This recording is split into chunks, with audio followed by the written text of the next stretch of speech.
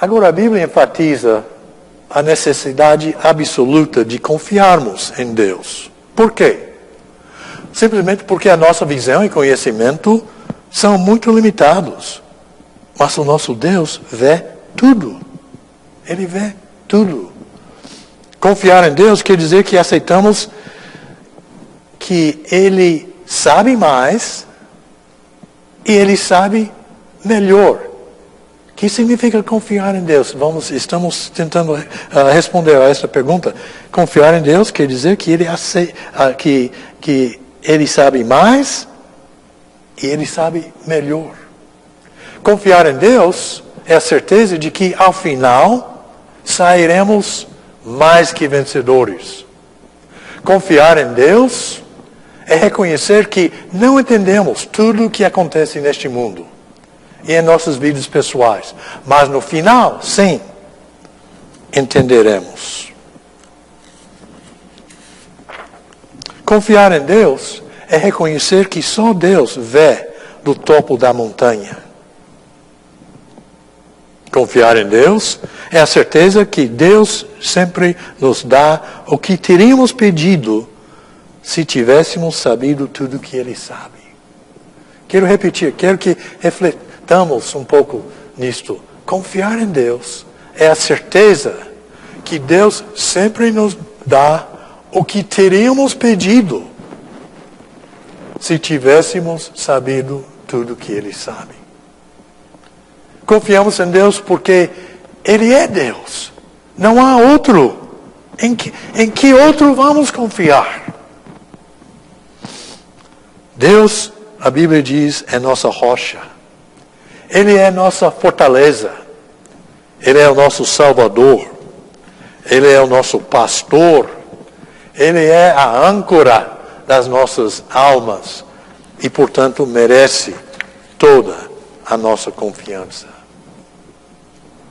Agora, lembre-se de uma coisa. Você não precisa saber o que vai acontecer hoje ou amanhã.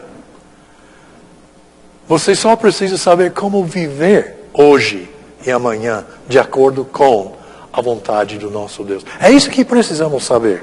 Cada dia traz novas surpresas. Cada dia traz novas perspectivas, novos desafios, novos perigos, etc. E como seres humanos tentamos, tanto quanto possível, controlar as nossas vidas, estabelecer um certo ritmo em nossas vidas, uma certa rotina, estabelecer certas regras no lar, no trabalho, etc. E eu acho que tudo isso é normal, faz sentido, toda pessoa tenta fazê-lo. Mas o nosso dia, a verdade é, o nosso dia pode mudar completamente de um instante ao outro. Não podemos controlar tudo o que acontece em nossas vidas. Pode mudar completamente de um instante a outro. Você já sofreu, por exemplo, um acidente de carro? Me lembro quando nós fomos a São Paulo para morar em 1971. Chegamos no dia 4 de abril e estávamos ainda na casa de alguns amigos, começando a buscar apartamentos, etc. Durante a próxima semana. Uma semana depois, no dia 11 de abril, eles nos levaram de carro, aliás, um grupo de nós, num Kombi, Volkswagen, que levava 9 adultos, 2 crianças. Uma das crianças era nossa bebê de 6 meses de idade, para passear um pouco. E fomos ao centro da cidade. Alguém passou um semáforo, farol fechado, nos pegou bem no meio do carro. A minha esposa fraturou a sua bacia em 3 lugares, foi hospitalizada, passou entre 4 e 6 semanas engessada dos ombros aos joelhos. Foi uma experiência incrível. Não tínhamos nem tirado as coisas ainda das nossas malas. Como a vida pode mudar nanosegundo, num segundo para outro. Então, não precisamos saber necessariamente o que vai acontecer. O que nós precisávamos saber naquele momento era como reagir, como viver, como aceitar esta circunstância tão indesejada, tão negativa, tão difícil. A Bíblia nos diz claramente que a nossa vida é como neblina, quer dizer, um vapor que aparece por um instante e logo se dissipa. Você, diz Tiago, você não sabe o que vai acontecer amanhã. A verdade é que nós não sabemos nem o que vai acontecer ainda hoje.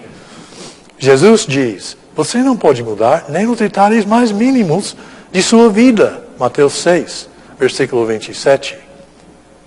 Em vez de gastar nosso tempo tentando controlar o que não podemos controlar, as nossas circunstâncias que não podemos controlar, as Escrituras nos ensinam como viver no meio das nossas circunstâncias, que sejam boas ou más. Jesus diz, portanto, quem ouve estas minhas palavras e as pratica, é como um homem prudente que construiu a sua casa sobre a rocha. Caiu a chuva, transbordaram os rios, sopraram os ventos e deram contra aquela casa, e ela não caiu, porque tinha seus alicerces na rocha. Então, em vez, mais uma vez, de gastar o nosso tempo e esforço tentando controlar o que não podemos controlar, devemos buscar a sabedoria, o entendimento que vem das Escrituras, para entender como devemos viver no dia, cada dia, com as circunstâncias que vêm.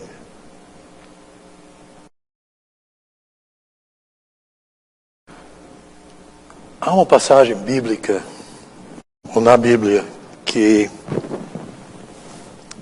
eu considero realmente uma passagem-chave que nos ensina sobre este caminhar com Deus nas provas e tribulações. Esta passagem se encontra em Romanos 12, versículos 1 a 3. Paulo é o escritor, ele está escrevendo à igreja em Roma, e ele diz, portanto, irmãos, rogo-lhes pelas misericórdias de Deus que se ofereçam em sacrifício vivo, santo e agradável a Deus. Este é o culto racional de vocês. Não se amoldem ao padrão deste mundo, mas transformem-se pela renovação da sua mente, para que sejam capazes de experimentar e comprovar a boa, agradável e perfeita vontade de Deus. Vamos pensar um pouco sobre esta passagem e o que está contida nela, que é importante para o nosso caminhar com Deus. Ele começa enfatizando, como ponto de partida, a misericórdia de Deus. Quando começamos a entender a misericórdia do nosso Deus, estamos nos colocando numa posição, num momento em que podemos realmente começar a entender melhor nosso caminhar com Deus. A misericórdia de Deus simplesmente quer dizer que Deus não nos dá o que merecemos, o que deveríamos receber. Deus não nos dá o que deveríamos receber, o que merecemos. Neste caso, a justa condenação de Deus por nossos pecados. O que eu mereço por meus pecados, e por causa dos meus pecados, é a condenação de Deus. Mas o nosso Deus é misericordioso.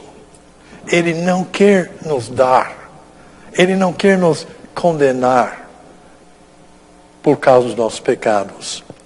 Quando entendemos isto, estamos em um lugar para poder começar a buscar a Deus, servir a Deus. Isso nos cria o desejo de oferecer todo o nosso ser em serviço a Deus. E nos leva a determinar, rejeitar o padrão deste mundo, os valores deste mundo. Ele fala aqui sobre um compromisso de vida, um compromisso de uma vida totalmente transformada. Ele diz que este compromisso e esta transformação nasce de uma mente renovada, quer dizer, de uma nova maneira de pensar. Ele diz que esse caminho nos prepara para experimentar e comprovar a boa, agradável e perfeita vontade de Deus em nossas vidas. Ou seja, para caminhar com Deus de forma exitosa, mesmo no meio das provas e tribulações. Ele diz em versículo 2, não se amoldem ao padrão deste mundo. A verdade é que a cultura deste mundo e a cultura do reino, às vezes se chocam. E nós temos que escolher. Vamos nos amoldar à cultura ao nosso redor? Ou vamos buscar a cultura divina, os valores do reino eterno do nosso Deus? Paulo diz, não se amoldem ao padrão deste mundo. Como deve haver disposição de fazer a vontade de Deus, de apresentar os nossos corpos como sacrifícios vivos, santos, agradáveis ao nosso Deus, também deve haver a firme disposição de não fazer. Paulo diz, não se amoldem. Todos nós sentimos a pressão de aceitar, abraçar os valores da cultura em que vivemos. Queremos sentir que fazemos parte da comunidade, fazemos parte da sociedade ao nosso redor. Ninguém quer sentir que as pessoas que estão apontando o dedo, nos acusando de ser santinhos, ou de querendo nos separar dos demais. Todas as culturas humanas, na verdade, são uma mistura de crenças e valores. Alguns bons, outros neutros, outros absolutamente inaceitáveis diante de Deus. E quando há um choque entre os valores da cultura deste mundo e os do reino de Deus, a Bíblia é super clara. É preciso obedecer antes a Deus do que aos homens. Atos 5, versículo 29. E há outras passagens, muitas outras passagens, que enfatizam esta mesma verdade.